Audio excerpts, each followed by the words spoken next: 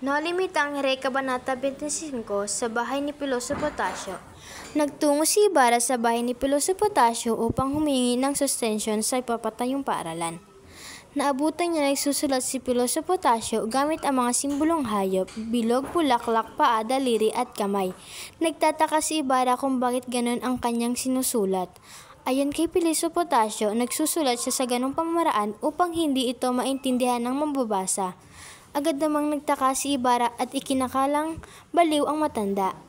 Ayon sa paliwanag ni Piloso Potasio, ang kanyang sinusulat ay hindi para sa kasalukuyan kundi sa mga sumusunod na henerasyon darating. Kung mababasa ng awtoridad ang kanyang sinusulat, ay paniguradong susunugin ang mga ito. Naisip ni Ibarra na lumapit kay Piloso Potasio dahil batid niya ito rin lumapit ang ama ni Don Rafael upang humingi ng payo. Inilabas ni Ibarra ang kanyang mga papeles at sinabi ang planong pagpapatayo ng paaralan.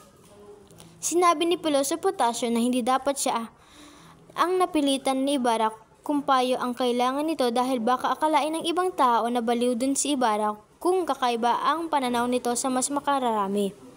Ipinayo ni Piloso Potasio na kumonsulta si Ibarra sa kura, alkalde at sa lahat ng may mga katungkulan. Maari ang mga taong ito ay magbibigay ng masamang plano ngunit hindi nangungulugang ng pagsunod. Ayon kay Piloso Potasio, matagumpay lamang ang mga plano nito kung tutulungan ng pamahalaan at hindi naman matutukoy kung hindi sila tutulong. Batid pa niya ang kayang-kayang durugin ng simbahan ang mga pangarap na ito. Gayunpaman, malaki ang paniniwala ni Ibarra na siya ang tutulungan ng kapabayan at pamahalaan. Ayon kay Padre Piloso Potasio, ang gobyerno ay kagamitan lang ng simbahan. Matatag ito, ngunit sa sandaling iwan ito ng simbahan ay babagsak din. Hindi sumasang-ayon si Ibarra sa mga sinasabi ni Piloso Potasio, lalo na pa nung sabihin nito na kung nais niyang magkaroon ng katuparan ang kanyang mga plano ay mararapat lang na yumuko muna siya sa mga kapangyarihan. Kung hindi niya ito gagawin ay malabong may mangyari sa kanyang mga plano. Hindi matanggap ni Ibarra ang pananaw na ito ni Piloso Potasio dahil iba ang pananaw na kinakalakihan nito mula sa Europa. Ayon kay Piloso Potasio, hindi katanggap-tanggap ang ganitong prinsipyo dahil ang lupang nais pag-anihin ni Ibarra ay pagmamay-ari ng kanyang kaaway. Dagdag pa ng pilosopo, hindi sapat ang kayamanan at kabutihan ng loob. Dapat ring maunawaan ni Ibarra ang mga lupang nais pagtaniman ng puno ng panang mga damo.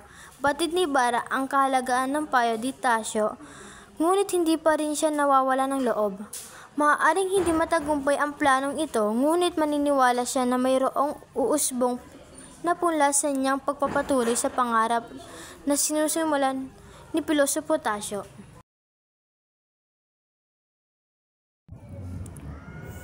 Nolimitang Kabanata 26, ang araw bago ang pista.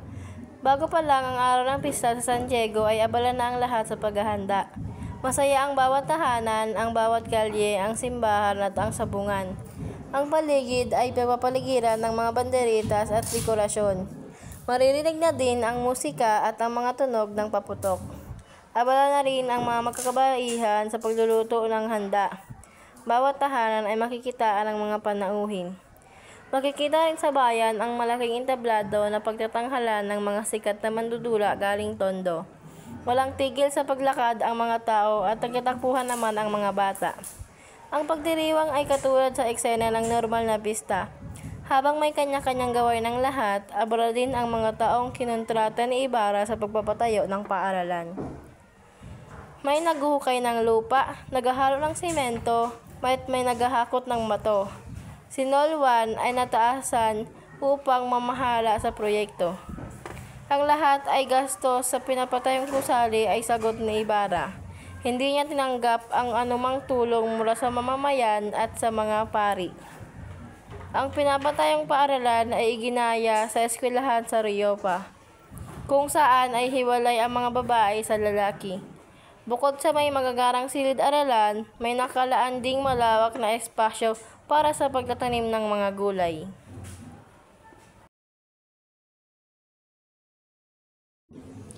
Naulimitang Kabanata 27 sa pagtatakip silim. Malaki ang handaan sa bahay ni Kapitan Tiago at kanyang pinagmamalaki na panauhin niya na si Crisostomo Ibarra, ang kanyang magiging manugang. Tanyag sa Maynila si Ibarra. Ginawan siya ng artikulo na may pamagat na tularan niya siya. Sinasamantala ni Kapitan Tiago ang kasikatan ng binata at umaasa na kasama siyang mapuri sa mga pahayagan. Sa biging iyon din ay hinandugan ni Kapitan Tiago si Maria Clara ng isang lakit na may diamante at esmeralda. Masayang nagharap si Kapitan Tiago at Ibarra. Nagmungkahi naman si Kapitan Tiago na ipangalan ang pinapatayong paaralan kay San Francisco. Niyaya ng mga kababaihan si Ibarra at Maria Clara upang mamasyal at pinaunlakan naman ng dalawa ang panyaya. Bili ni Kapitan Tiago na maagang umuwi ang dalaga dahil kasalo nila sa hapunan ni Padre Damaso. Inanyayahan din ni Kapitan Tiago si Ibarra na makasama sa nasabing hapunan upang magkaayos ang binata at ang pari. Ngunit nagdahilan si Ibarra na may panauhin din siyang darating. Patuloy sa paglalakad ang mga dalaga kasama ang magkasinta na sina Maria Clara at Crisostomo Ibarra. Isinama din nila si Sinang nang mapadaan ang mga ito sa kanila. Sa bayan ay may nakita silang isang pulubi na pinandidirian at nilalayuan ng mga tao. Naawa si Maria Clara sa pulubi. Lumapit ito at binigay niya ang isang lakit na niregalo ng ama. Lumapit naman ang baliw na si Sisa sa pulubi. Tinuro niya ang kampanaryo sabay sabing nandun daw ang kanyang mga anak. Umalis ang pulubi, dala ang bigay na lakit ni Maria Clara. Natuklasan ni Maria Clara na marami ang nahihirap sa lugar na iyon.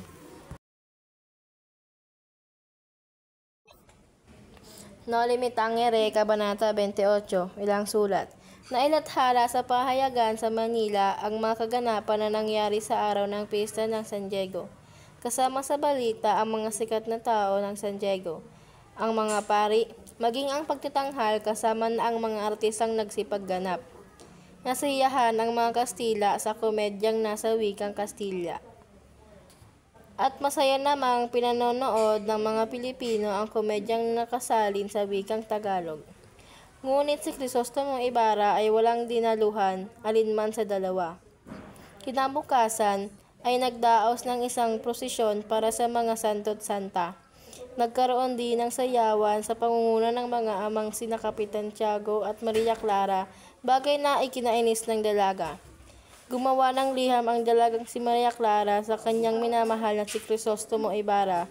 Isang liham ng pag-alala dahil ilang araw na itong hindi nagpapakita. Ipinaabot ni Maria Clara ang liham sa kapatirang si Andeng.